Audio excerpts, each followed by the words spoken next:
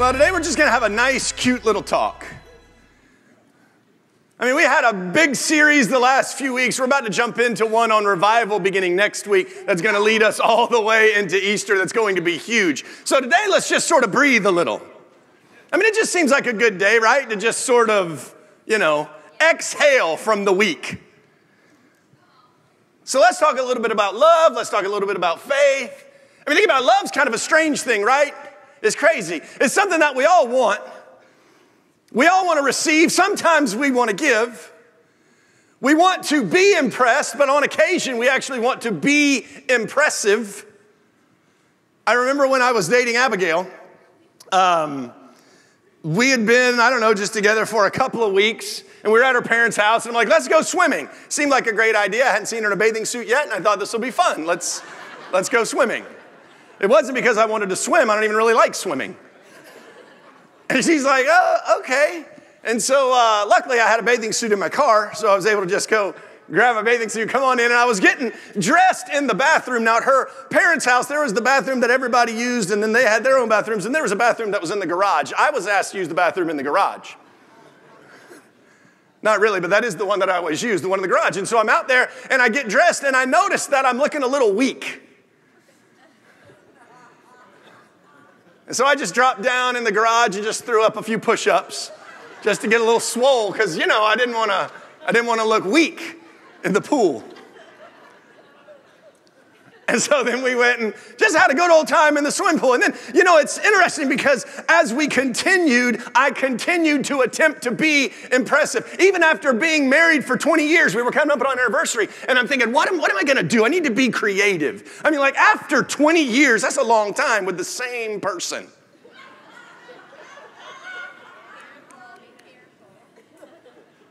So I'm like, okay, this is going to be pretty awesome.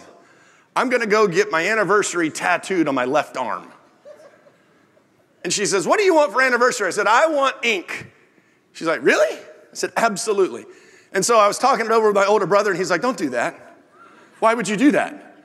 Like, what happens if? And he goes through all these scenarios. But that's the thing about love. Even though there's risk, we do it anyhow, right? Even though they might not love us back, we try and love. Even though it might not work out, we still buy the ring. We still give the gift. That's what love does. And so I got this sweet ink, and I come home and I'm like, happy anniversary. She said it was the sexiest thing I'd ever done in my life.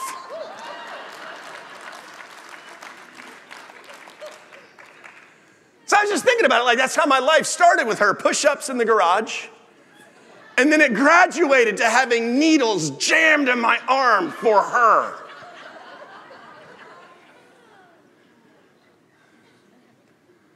And so this is kind of how we look at love. We recognize that there's a little bit of work involved, right? We recognize that there's a fight to have, there's a fight to keep it. Sometimes there's a fight in the middle of it. But it's worth it, right? So let's talk about faith and then allow that to kind of work our journey all the way back, if we could, to love. So 1 Timothy, beginning at chapter 6 and verse 12, says, fight the good fight of the faith. Take hold of the eternal life to which you were called and about which you made the good confession in the presence of many witnesses. Now here's what I love about this text that I just want to key off of really quick. Take hold.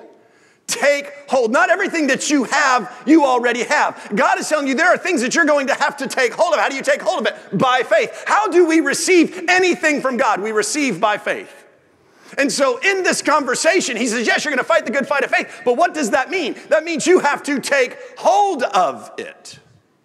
What have you been called to? Whatever God has called you to, you need to take hold of. There is an exercise in the saints where we are asked to receive that which God has promised. I want us all to recognize very fully that there are few things that we will receive from God that are just entitlements that God will just do because. I love those moments, though, in my life where I can look back and I say, I didn't pray for that. I didn't ask for that. I don't even think I wanted that. But just God, all by himself, did something miraculous for me, and I thank him for it. But that's God all by himself. What about the promises that he has made us that have to be received? Not just the things that he does for us when we're not looking, but what about what he says? No, take hold of that. Receive that. In Ephesians chapter 2 and verse 8, it says, by grace you have been saved through faith. And this is not your own doing. It is the gift of God. Now, what is not your own doing? It's not faith, because we have faith. What is not your own doing? Grace. Grace is not your own doing. What is the gift? Grace. What exactly does that mean? What is that? Because it helps us if we realize the fullness of what grace is, or at least the part that we can sort of conceptualize. It will allow us to understand then what role we play in this thing that we call faith. So if grace is a gift, if grace is not by our own doing as it relates to salvation, because that's what he's talking about here, if we can understand it in the context of salvation, maybe we can project that onto every other promise. So here's what we realize about salvation. That at the foundation of the world as we know it right now, when sin happened, at the foundation of the world, that Jesus Christ was crucified for us. In other words, when it happened, God had a plan. His plan was set forth that Jesus, his son, would be sent for us. Now keep in mind, you had not been born, you had done nothing good, you had done nothing bad. God just knew that every single person will sin and fall short of his glory. And so because God knew that we would sin and fall short of his glory, before we ever sinned, before we ever fell short, he already provided the means of escape. God did it all by himself. We didn't have to ask him for it. We didn't have to hope for it. We wouldn't have even known salvation could exist. God provided salvation for us. What is that? That is a gift. That is not by our own doing. That is the gift of God. Grace is that gift of God. But how do we receive it? Because we can't just say that salvation is only by grace, or every single person whom God loved would be saved, right? And who does God love? For God so loved the world. So God loves everyone. So if grace was enough, if it was just grace, then every single person in this world would be saved. Every single person in this world would have the Spirit of God leading them and guiding them and directing them. Every single person in this world would have a tendency to pull back from sin. Why? Because the Spirit of God would be in there saying, no, don't do that. And yet that's not the example of the world that we see. So then we have to allow ourselves to expand our thoughts. What does that mean? That means, yes, by grace we are saved. But how? Through faith. So faith then is absolutely required to receive any promise that God makes us. We have to take hold. It's not something that just falls on us. We take it. We see what God promises. We see the gift. And then we say, I desire to receive that gift. And he says, then take hold by fighting the good fight of faith. Faith is required of us. It's always required of us. Romans chapter 5 and verse 2 says, through Jesus, we have access by faith into this grace in which we stand. And we rejoice in the hope of the glory of God. Now, we'll talk about in this grace in which we stand in just a minute. Can I just take a side journey and just talk about how we rejoice in the hope of the glory of God? Realize we're rejoicing in nothing more than hope. He didn't say we rejoice in the glory of God. He said we rejoice in the hope of the glory of God. That means I'm rejoicing before I ever have it because I hope for what I don't have. That rejoicing is a component of our faith. When I see a promise of God and it awakens something in me called desire, where I want what God promises, when I rejoice, when I act as if I have what I don't have, that is a component of faith. The question is, do we actually want the glory of God? Sometimes I find myself where my rejoicing in what I don't have is more in something material. It's more in something that, truth be told, it wasn't awakened in my heart, it was awakened in my flesh. And so then I want to take my faith and somehow manipulate it in order to receive what I want to receive to satisfy not my heart, but my flesh. But let's just talk about the glory of God for a minute. Because the glory of God is not a promise that satisfies our flesh. The glory of God is a promise that satisfies our heart. And when I rejoice as if my heart is satisfied by the glory that I have not received and I have not seen yet, then my behavior is different. But what is motivating my behavior? Not something that satisfies the flesh, but something that satisfies the spirit.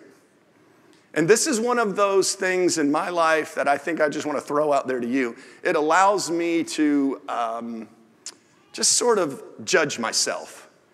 It allows me to audit my walk of faith.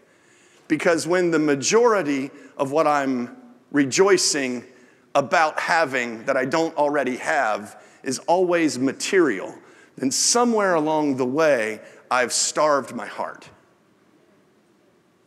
And when I've starved my heart, I find myself not living in the middle of the love of God, but rather in the middle of the love of stuff. And it just asks me to pivot. It's not that stuff is wrong. We all need stuff. But there's something over here that's just the glory of God that can't even be described.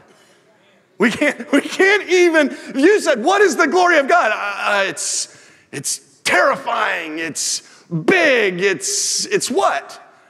It's the glory of God. It is the description. It's just something that I feel. It's just something that I experience in His presence that does not have description. It does not have words. It's nothing short. It's just the glory of God. And when He talks about this access into this grace by faith, what is our behavior? Rejoicing. What kind of rejoicing? In the hope of the glory of God.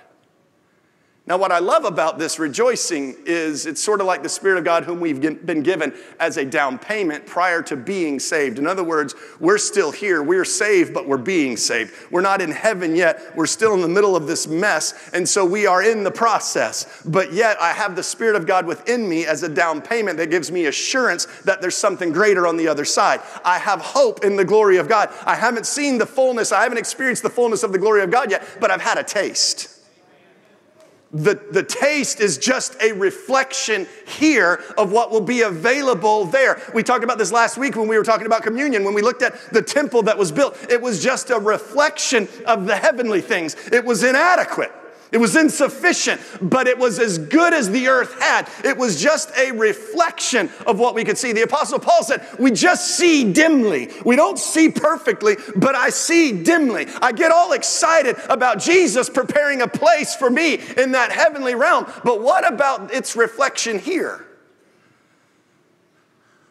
That would be His glory that would be seen in my house, like my home, where I live. Your home should be a reflection of what Jesus is preparing for you in heaven. Now, when we hear that, it terrifies us because we think, well, I thought that was going to be a whole lot better. I mean, come home, folks are yelling, things are crazy, TV's blaring, stuff's everything. Some people have walk into chaos. Let me just say this to you. Your house, you have the opportunity to build a reflection of what Jesus is preparing for you in heaven. If you don't like it, fix it. Like, we act as if this is it. We've been given a grace to experience His glory, His presence actually in our household. And we should rejoice in that. We should pull into our driveway and rejoice that we are home. Why? Because we're driving into a reflection of the glory of God. This is the hope of the glory that is there that I have an experience of right here. Because here's the thing. Let's throw it out there like this. I can't control everything that happens at work. I can't control what happens at my neighbor's house. I can't control what happens in the grocery store. But when I step inside those doors of my house, guess what? We have control of the rules in that house.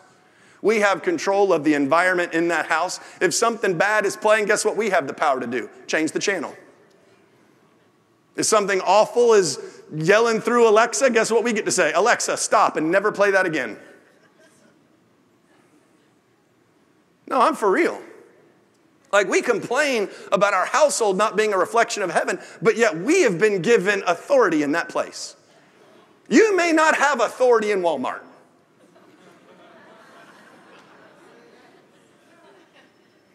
But guess where you have authority?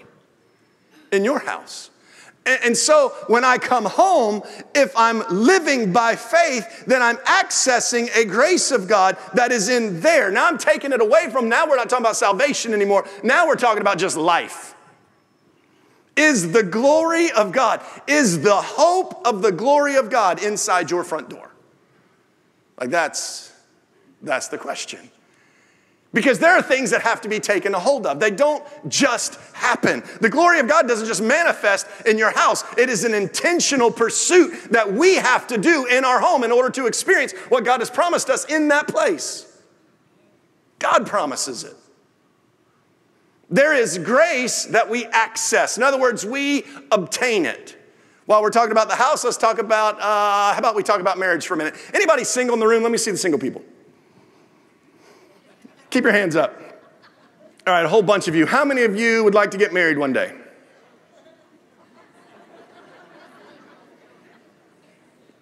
Okay, good. I'm going to tell you something that the married people already should know. Proverbs chapter 18 and verse 22. He who finds a wife finds a good thing and obtains what? Favor. What is that? That's grace. He who finds a wife finds a good thing and obtains favor from the Lord. Through Jesus, we have obtained this access into this grace by faith. So any grace that is offered from heaven, any grace, any favor, he says you have to find it. You have to obtain it. In other words, there's work that is involved. The one who finds a wife finds a good thing and obtains favor from the Lord. If we take this back to our text about fighting a good fight, what do? I take hold. So it's not just taking, it's also what? Holding. It's not just receiving, it's also keeping. By faith I receive, but by faith I also keep. So that if my faith continues, then the grace that I have received, I will keep. So faith never goes away. So what faith was involved in obtaining the grace of God that he calls a wife? Push-ups in the garage. I would treat her, should not be able to say I would treat her differently than I do today. Like, how did I obtain? I opened doors. I talked nicely. I listened. I listened. That's how I obtained. That's how I take. But how do I hold? The same way. We've gotten really good in our generation at receiving, at getting stuff. We are terrible at maintaining. We might be the worst. And one of the reasons why is because we don't believe in mending. We don't believe in fixing. We don't believe in keeping. We believe in consuming, destroying, and getting something new. Consuming, destroying, and getting something new. Consuming, destroying, and getting something new. We never keep up with our stuff. This is one of the reasons why when people talk grace these days about salvation, what they want to key off of is God doing all the work and us doing nothing. Not because that's what the gospel suggests, but because that's what society suggests about everything. And so we're just taking what we've learned in society and culturally, and we've tried to project it onto our salvation. The problem is it doesn't work in the world, and it doesn't work in our salvation, and it doesn't work in our relationships either. Look, if you want to buy new furniture every 3 weeks, that's fine. But what we don't get to do is get new relationships every 3 weeks. We have to mind those relationships. We have to keep those relationships. It's a little bit like I hate working in the yard, but I see people who work in the yard and I love what a good yard looks like. But here's what I see happening. I'm not describing this as my own experience. I'm talking about my neighbors right now. I will see them go out and they'll like cut an area where they want to plant stuff. And then they'll show up with a whole bunch of plants. They put all these plants in the yard. And then they mulch around all the plants. And it looks fantastic. And then the truck that brought everything drives away. So in that moment, they have obtained everything that they have to obtain. They have received it. But then here's what I notice happens for the next ever. They water, they trim, they weed, they fluff, they spray, they fertilize, they weed, they trim, they water, they fluff, they spray, they fertilize, they water, they trim. It's like it goes on forever. What is your relationship with your spouse? That you obtained favor from God. You weed, you trim, you fertilize, you spray. Like, it doesn't ever stop.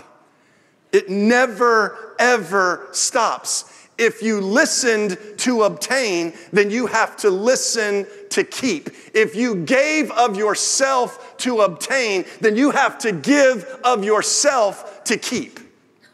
And this is true of every single thing that God will give you that you receive by faith. Every single grace that you receive by faith, you must hold fast to. You hold it. It is precious to you. It matters to you. And the work that you did to obtain it, the work continues in keeping it. Sean, is there ever rest? No, there's never rest. There's never, ever, ever rest. Well, that sounds terrible. It's not terrible at all. Here's why. Because the thing that I did to receive, I want to do. So I'm actually happy to continue doing it. Here's the thing. If you don't want to keep doing it, then don't do it in the first place, and don't worry about receiving a promise that you don't plan on keeping up with. And I say that about everything. We all see this. We see people, oh, they can't wait to have kids, can't wait to have kids, can't wait to have kids. They have kids, and when they're 3, they're like, somebody else deal with these kids. They'll work 3 jobs to make enough money to pay somebody else to keep their kids. Why? It was a whole lot fun getting them.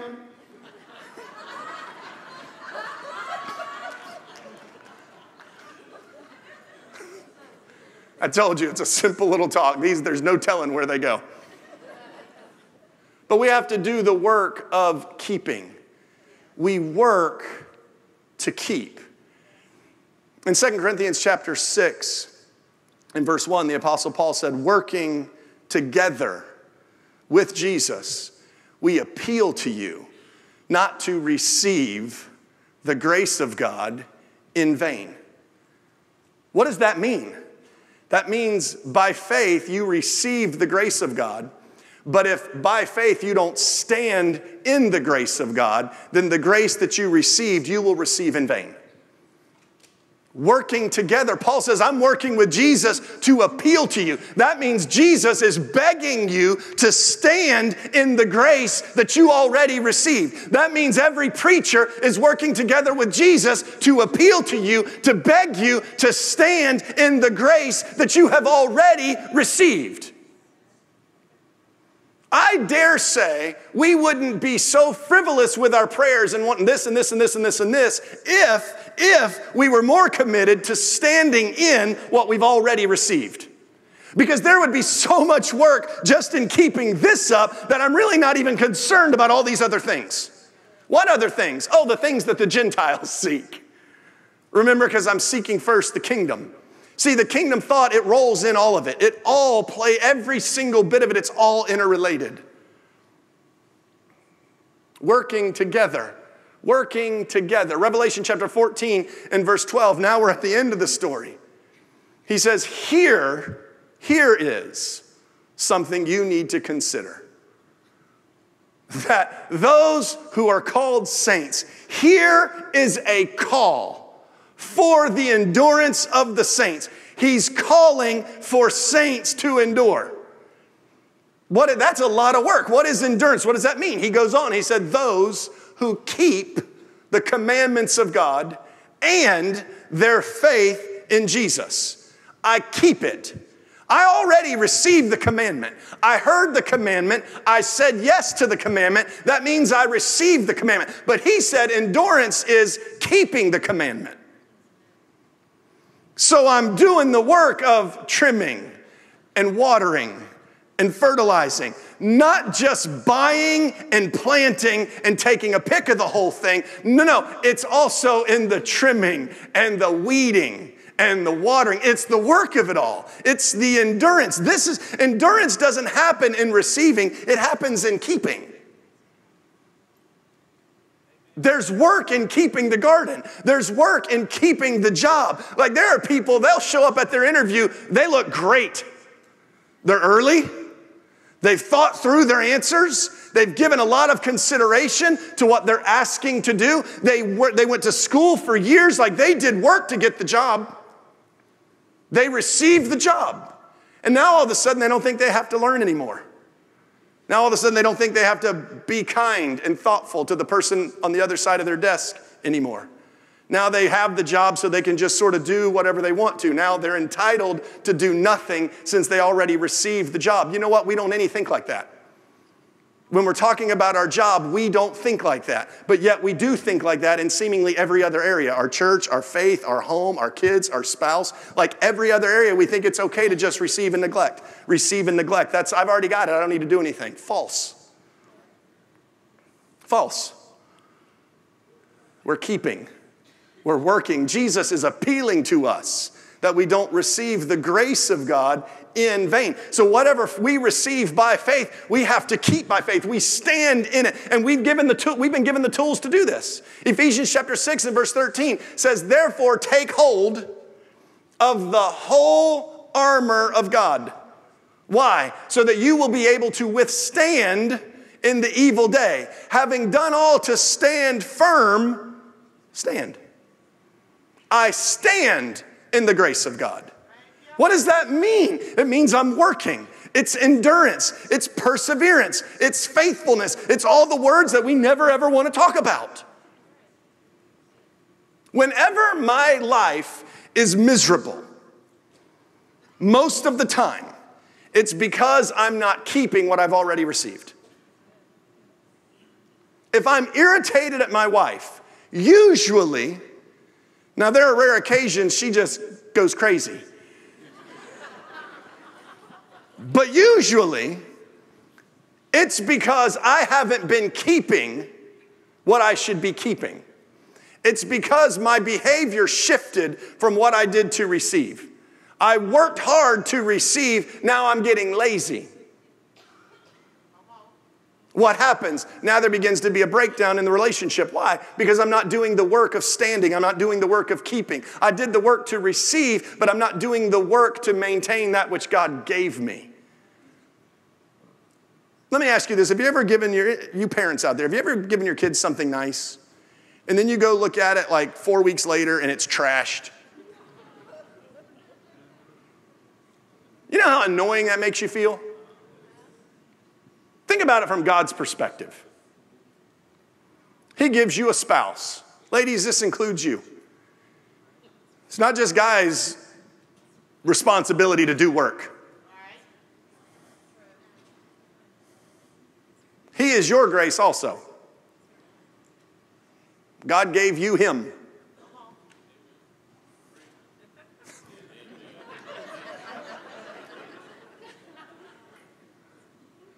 God gives that to you. How are you caring for what God gave you? How are you considering what God gave you? You single people, you better listen good because it's work. It is work. It is work. It is work. And if you don't want it, don't ask to receive it. If you don't want the accountability, if you don't want the responsibility, if you don't want to have to love somebody like Jesus loved the church, if you don't want to have to submit to somebody the way that you submit to Jesus, then don't even look for it. Don't look for it. Don't even seek to be out of singlehood. Don't seek to be out of single life if you don't want what all that means. It's absolutely work. It's work that must be done. And he says, take up the whole armor of God so that you can withstand against the evil one in that evil day. Here's what we absolutely need to understand. It's not just receiving. It's not just standing. Now it's fighting. Now we're talking about doing the work of fighting. Now we have to realize that you can be keeping and standing and watering and fertilizing, but all of a sudden the wind just starts blowing and stuff starts pulling out of the ground. Now you're holding on to stuff. Now the freeze is coming. And what do? You start putting blankets on everything.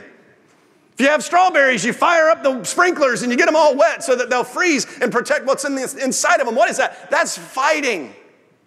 Fight the good fight of faith. We've been called to actually see what is coming against us and then be in that place where we can withstand it. That means we're not always just looking down. We're looking up too.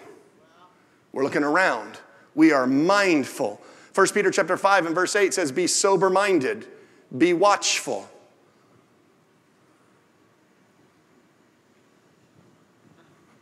For your adversary, the devil, prowls around like a roaring lion, seeking someone to devour.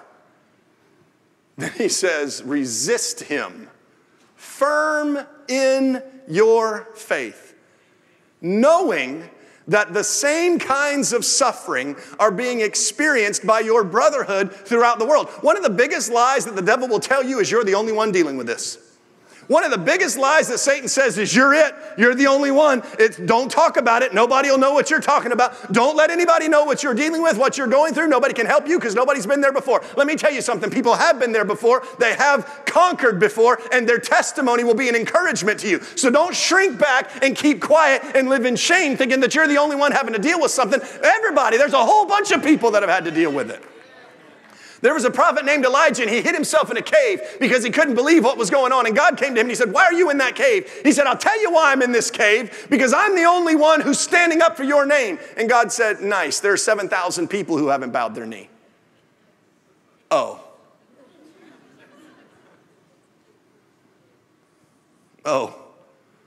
What is this? We're not it. We're all dealing with the same set of issues. We may face them differently, but everybody, every single person has some kind of the work of the devil that they have to deal with. And dealing with it, it's called suffering. We're not talking about some kind of a terminal disease. When we talk about suffering in the gospel, it's the enemy coming against you for what you stand for. The whole purpose of the enemy coming against you is so that you cannot stand. He actually wants to drop you to your knees. He actually wants to push you over. He wants to kick you out of the garden that God has given you. He wants to pull you out of the grace so that you no longer stand where God has placed you. That's actually his entire point. His whole point. I have people all the time, they're like, man, life was easy before I got saved. Of course it was easy before you got saved. If you have yet to say, Jesus, I want to serve you, let me just warn you. Sometimes our altar calls are like, God will do something amazing with you like you've never seen before. Here's what else happened. The devil comes after you like you've never seen before. Because when you say yes to Jesus, that means you said no to the kingdom of darkness, and the kingdom of darkness is going to come against you. But guess what? You have a promise that God will raise up a standard, and whatever comes against you one way will flee 10,000 ways.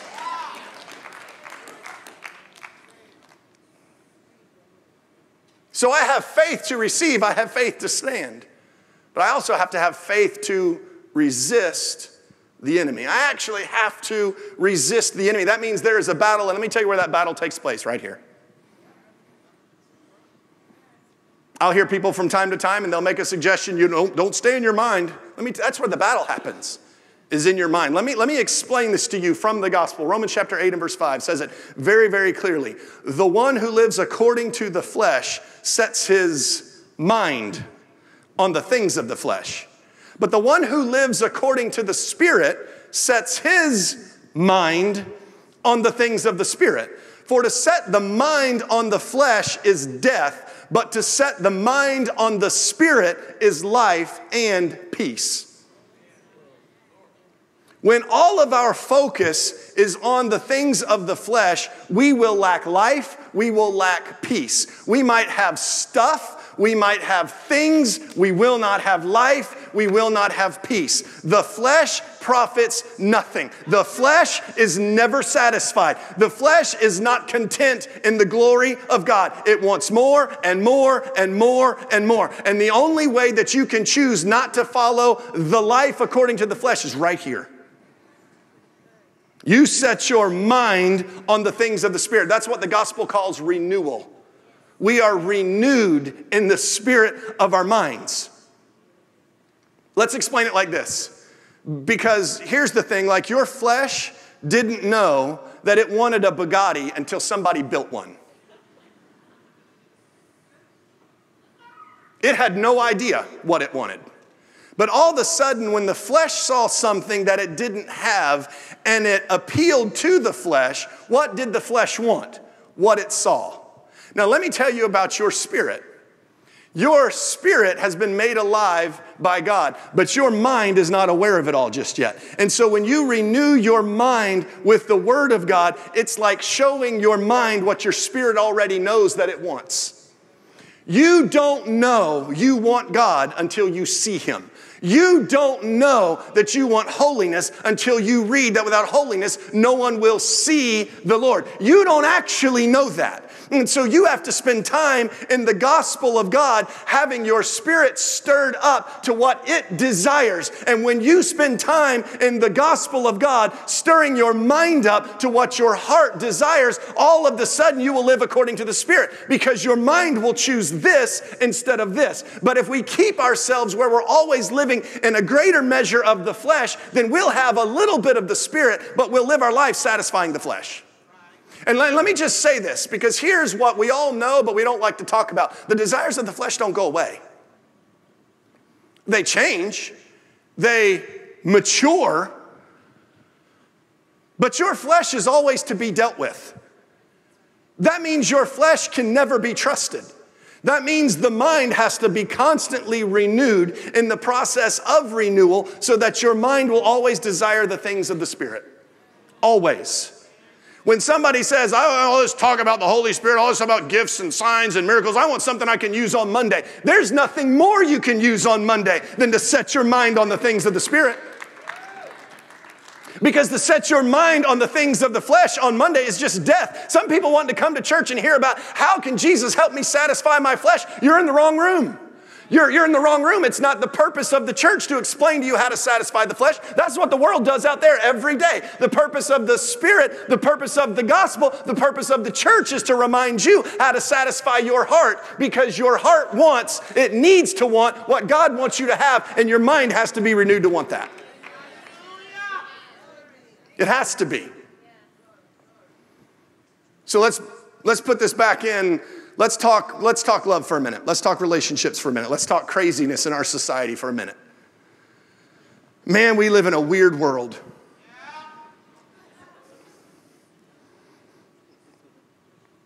Open marriages,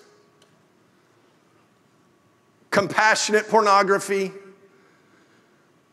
same-sex marriage. Why can't I love who I want to love? Why can't I have what I want to have? Like that's the message, right? And we hear it day after day after day after day. And then when we step into the church and the gospel has something to say about it, we want to resist the gospel rather than receive power from the gospel to resist the world. And let me say this. the gospel never changes. When we recognize that the world is changing daily, in order to some way, somehow refute, resist, push against the gospel, like that's the whole purpose out there. So let me just, why in the world are certain issues such big issues? They don't affect a large amount of people. They don't matter to most people. Why are they such huge issues? Because they're against the gospel of God. And like the whole point is to encourage us to resist the gospel. Because if we can resist the gospel in this space, something that we don't even deal with, then all of a sudden we'll begin resisting the gospel in every space where we do deal with it. Because once I start resisting, now my mind is set on the things of the flesh. When my mind is set on the things of the flesh, it's death. Look, if I want this person to be able to love that person, and that doesn't affect me at all, that seems like it's not a big deal until my thinking now has been set on the flesh. And now when I want to love somebody I'm not allowed to love, I want to do something I'm not supposed to do, all of a sudden I justify my misdoings because I already justified theirs. It's always far bigger than we even think it is. It's far bigger. Like let's just run through the numbers for a minute. Bear with me. I don't want to just beat everybody up with the gospel. Let's just throw this scripture out there. 1 Corinthians chapter 6 and verse 18. Flee from sexual immorality. Flee from it. That's resist it. That's say no. Flee from. Don't hang around. Don't look. Don't just flirt. No, flee. Flee. We're all tracking here. We have kids in the room. I want to be careful. Flee. Every other sin, it says, is outside the body. Every other sin that a person commits is outside the body. But the sexual immoral person sins against his own body. Now, if I want to say everybody should just be able to love who they love, let's just start this conversation over here. A cute little girl decides they want to love another cute little girl. Cute little boy decides he wants to love another cute little boy. Every other sin is outside the body. But this is a sin against the body. Now here's what we know. That relationship has 19 times more the occurrence of self-inflicted life ending. 19 times greater than any other population group. 3 times greater psychiatric hospitalization, 2.8. Let's not round up on this one, 2.8. 2.8 times greater. Somebody says, I can't deal with this.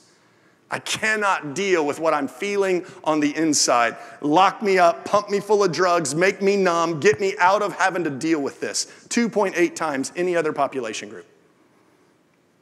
45 times the contraction of avoidable terminal diseases like HIV. 45 times. 19 times self-inflicted wounds, death. 3 times hospitalization. 45 times terminal disease. Why? Because every other sin is outside the body. But immorality is against one's own body. Can you love who you want to love? You can. You absolutely can. But man, there are massive consequences. Massive consequences. Let's take married couples. Well, can I love that cute little person a few cubicles over? I mean, they've been there for me when my spouse wasn't. 85% of affairs happen at work. 85%. Over 50% of married couples have had an affair. When it ends in divorce, it's a very well-known fact that divorce costs a ton of money. It takes a long time to get over. Some people never recover. It's a disaster emotionally for kids. We can go on and on. Why? Because all other sins are outside the body. But immorality is against the body. Can we love whoever we want to? Sure. Absolutely. But it's going to cost you. And that's just in this life. What about the life to come? What about when, by the Spirit of God, the Apostle Paul says, nobody who engages in any of these kinds of things will find themselves in the presence of God in eternity. Like, yeah, you can love whoever you want to love. You can have that conversation. But is it best for you? No, it's not best for you. And that's why we're told, set your mind on the things of the Spirit, because the mind set on the Spirit is life and peace. But if you set your mind on the things of the flesh, it's death. It's death every single time. And I know the world doesn't want to talk about it, and the world doesn't want to mention it, but let me tell you something. If you follow this satisfaction of the flesh, it never, ever ends well. It never ends well. You know, one of the things that we're dealing with, that people are dealing with right now, this is kind of funny, but it's not funny. I need to be real careful. This is one of those I really shouldn't even bring up in church. 20-somethings that are married are a lot less active than 60-somethings who are married. And you know why? They say because they've decided to replace people with technology. See, when I'm at work and I'm just looking at anybody I want to, guess what? Now I no longer have this longing desire to go home and be with my wife. Why? Because the flesh has already been satisfied. Let's put it in food terms. If you don't eat lunch, I don't care what's on the table at home, you want at dinner. It does. Give me cereal, man. I'll take anything. People talk about, well, he just hadn't been keeping himself up. Well, not when you've been looking at that all day.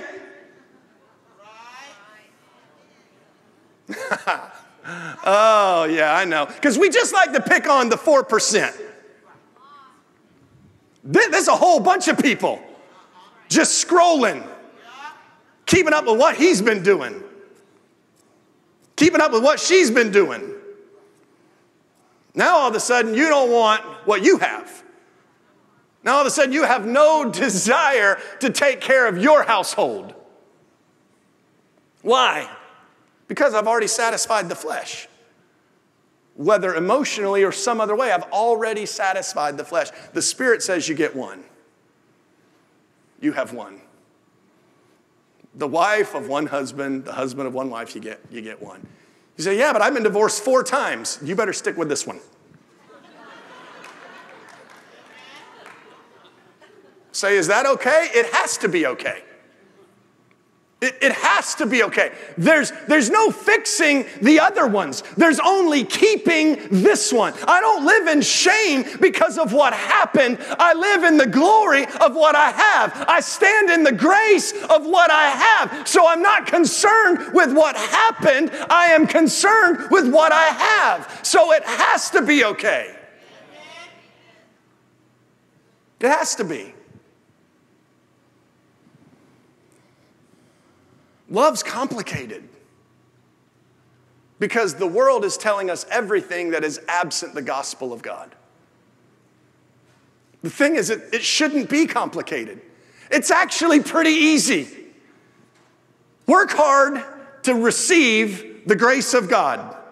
Work hard to keep the grace of God. When the devil comes, resist him. When he shows you another image, say no. When he tells you another idea, say no. When somebody comes knocking at the door that's not yours, say go away. It's really easy.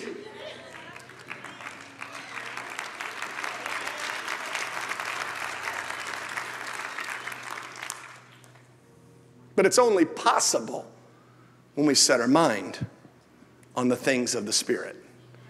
Because to set our mind on the things of the Spirit is life and peace.